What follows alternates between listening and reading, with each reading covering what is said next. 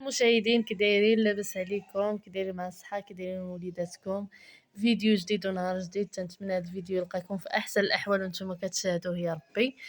اليوم غنشارك معكم ان شاء الله الفطور ديالي والنهار ديالي كيفاش تيدوز، الروتين ديالي اليومي وانتم معايا. دابا هذا هو الفطير ديالنا كما تشوفوا اللي قسم الله قبلوا عليا. هادو الرغيفات راه دارتهم لينا امي، دارتهم لنا مسكينه دابا في الصباح بكري باش نوضو نفطروا. وهادشي اللي كاين البنات، وانتم بقاو معايا حتى نفطر ونكمل معكم الفيديو ديالي ان شاء الله. وهنا البنات تنقضيو شغلنا كما تشوفوا، سالينا الفطور ديالنا تنعجنوا. هنا راه الوالده ديالي اللي تتعجن كما تشوفوا، كل واحد تيدير حاجه. قالك العوين نصاره ولا القعد خساره. هنا هاد الحوتات راه جبتهم من الفريغو، كانوا جامدين، درتهم في الماء باش يطلقوا شويه وندوز نقيهم ان شاء الله. وهذا الصابون دزت نشعل الماكينه هي الاولى، بعدا عاد ندوز باش نقي الحوت ديالي.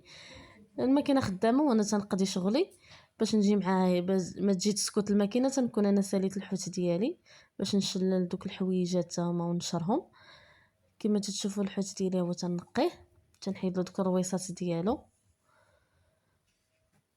نديروه للغدا البنات ان شاء الله. تنبغي نشارك معكم النهار ديالي كيفاش تيدوز. وإلا وصلتي اختي حتى لهنا ما تنسينيش بواحد اللايك واحد الكومونتير، الله يجازيكم بخير، وبارطاجيو الفيديوهات ديالي مع الاهل ديالكم وصحابكم باش آه، طلع لي القناه ديالي شويه. الله يجازيكم بخير. دابا راه تنفتحها من الوسط كما تشوفوا، تنخرج ليها دوك المصيرنات اللي فيها. تنبغي نقول لكم البنات شكرا على المتابعه ديالكم للقناه ديالي، وشكرا الناس اللي تزادوا تابوناو معايا جداد. تنبغي نشكركم بزاف بزاف، والله الا تتفرحوني. وتنتمنى اللي شاف الفيديو يدير لايك. البنات تتكون المشاهده طالعه شي شويه واللايكات ما تيكونوش. تنبغي نقول لكم اللي تيشوف القناه ديالي يدير ليا لايك، ما ينسانيش باللايك، الله يجازيكم بخير. وهنا البنات دزت باش ندير شرموله ديال الحوت، راه قربت الربيع وحكيت الثومه ودابا تندير التحميره، ندير العطريه ديال الحوت كامله ان شاء الله. وغنشرمل الحوتات ديالي كما تشوفوا، درت الكمون، درت التحميره، ندير شويه السودانيه، شويه الملحه، شويه ديال السكينجبير،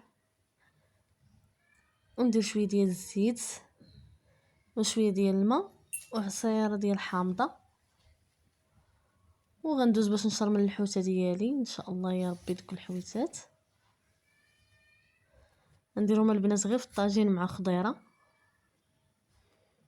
انا قديت الشرموله ديالي، دابا غندوز نشرمل الحوت. كما تشوفوا راه حيدت ليه الراس ديالو، نقيته مزيان وقشرت منه داك القشور ديالو اللي تيكون فيه، وكرتو وغسلته مزيان البنات وخليته يستقطر. وعاد دزت باش ندير له الشرموله ديالو.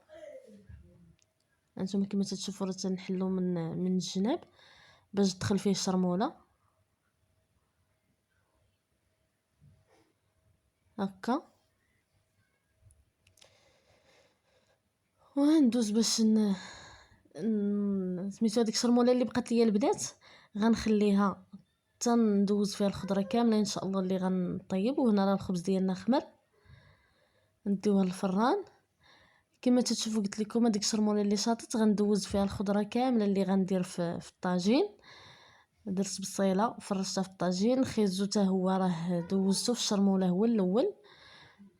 ودابا غنبدا نستف الخضره ديالي كما تشوفوا. درت البصله هي الاولى، درت شويه ديال الخيزو وبطيطه ومطيشه حتى هي والحامض. وهذا مكان البنات، وهذه راه الغديوه ديالنا وجدات وخبيز تا وجبناه من الفران كما تشوفوا. تنتمنى هذا الفيديو يعجبكم، وما تنسونيش بواحد اللايك وواحد الكومونتير، وبسلام عليكم حتى الفيديو الجاي ان شاء الله.